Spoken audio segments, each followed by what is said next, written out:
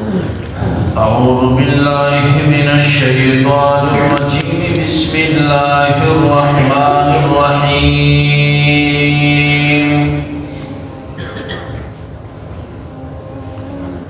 ولا تهنوا في ابتغاء القوم إن تكونوا تعلمون فإنهم يعلمون كما تعلمون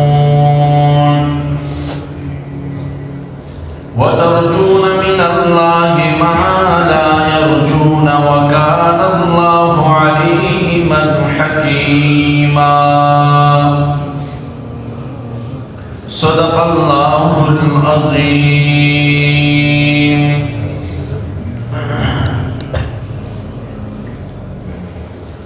ولا تهنوا في ابتغاء القوم، اور تم سستی نہ کرو دشمن کے تلاش کرنے میں، دشمن کے تعاقب کرنے میں. یہ آیت مبارکہ جہاد کے متعلق جو سلسلہ جاری تھا یہ اس کی کڑی ہے. جس طرح نماز کے اندر سستی نہیں ہونی چاہیے، اسی طرح دشمن کے تعاقب میں بھی سستی. جنگ احد کے موقع پر مسلمانوں نے کافروں کا کئی میل تک تعاقب کیا، باوجود اس کے کہ مسلمان زخمی ہوئے تھے. اکثریت مسلمانوں میں کوئی ایسا نہیں تھا کہ جن کی وجود میں چوٹ نہیں تھی، لیکن انہوں نے کئی میل تک ان کا تعاقب کیا تھا. تو اس وجہ سے مسلمانوں کو چاہیے کہ ہمیشہ دشمن کے تعاقب میں رہے، ان کے تلاش میں رہے. یہاں قوم سے مراد دشمن ہے. ان تکونوا تعلمون فإنهم يعلمون، اگر تمہیں درد و تکلیف ہوتی ہے تو فإنهم يعلمون، بے شک انہیں بھی درد و تکلیف ہوتی ہے. کما تعلمون، جیسے تمہیں درد و تکلیف ہوتی ہے. مطلب کیا ہے؟ مطلب یہ ہے کہ جس طرح تمہارا وجود گوشت کا بنا ہوا ہے، اس طرح تمہارے دشمن کا وجود بھی گوشت کا بنا ہے. جب تمہیں تکلیف ہوتی ہے تو ان کے ساتھ لڑتے ہوئے انہیں بھی تکلیف ہوتی ہے.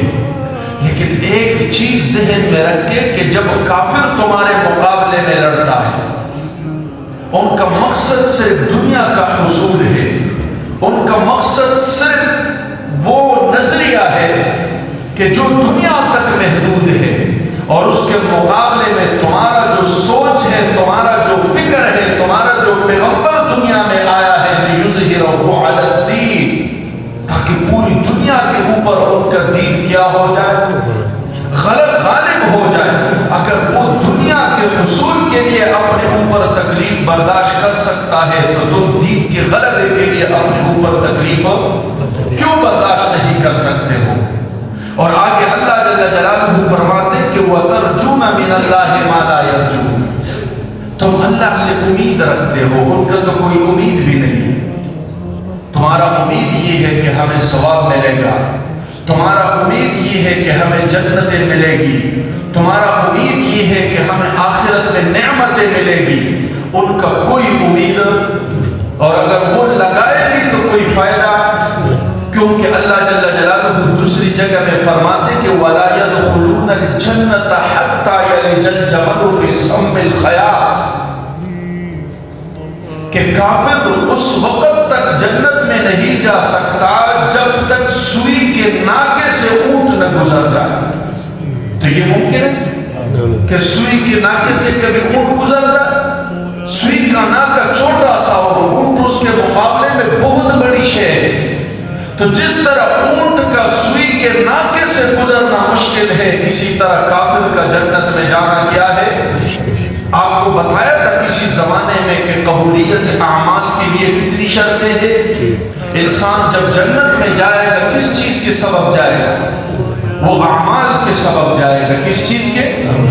اور قبولیت اعمال کے لیے علماء نے 3 شرطیں لکھی ہے. قرآن مجید کے اس آیت کا خلاصہ ہے وَمَنْ أَرَادَ الْآخِرَةَ وَسَعَى لَهَا سَعْيَهَا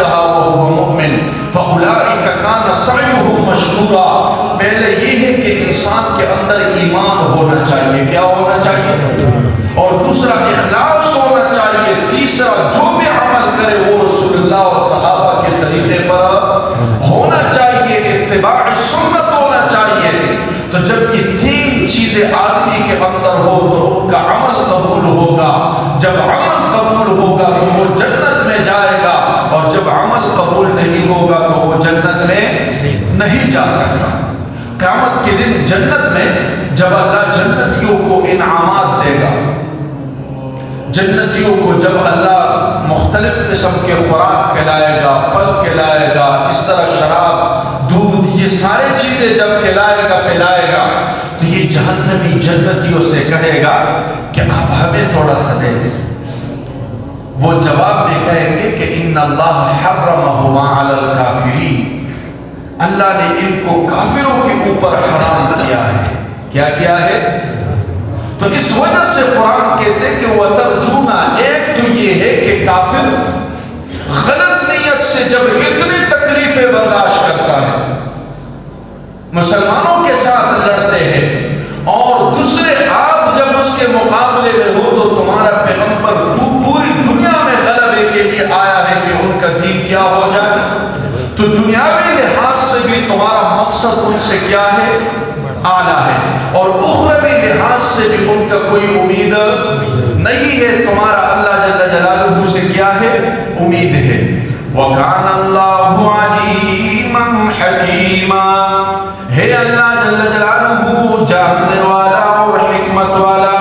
انسان کے دل میں جو بھی ارادہ گزرتا ہے اللہ جل جلالہ اس سب کو جانتا ہے، اور انسان کے اوپر جو جو کچھ رکھا ہے اللہ جل جلالہ کا ہر حکم یہ حکمت سے بری ہوئی ہے. کیا ہے؟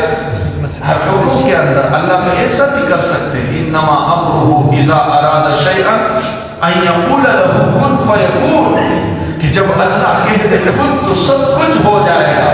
لیکن آپ کے اوپر میرے اوپر جہاد کو فرض کیا، کافروں سے لڑنا فرض کیا، کافروں سے مقابلہ کرنا فرض کیا. ہمارے اللہ کو ہمارے نمازوں کی ضرورت، ہمارے روزوں کی ضرورت، ہمارے زکاتوں کی ضرورت نہیں ہے، لیکن اللہ کے ہر کام میں ایک حکمت ہے. اللہ جانتا ہے اور دیکھتا ہے کہ میرا بندہ کیا کرتا ہے. تو اس وجہ سے ہمیں چاہیے کہ دل لگی کے ساتھ اللہ کی بندگی کرے. اللہ عمل کی توفیق عطا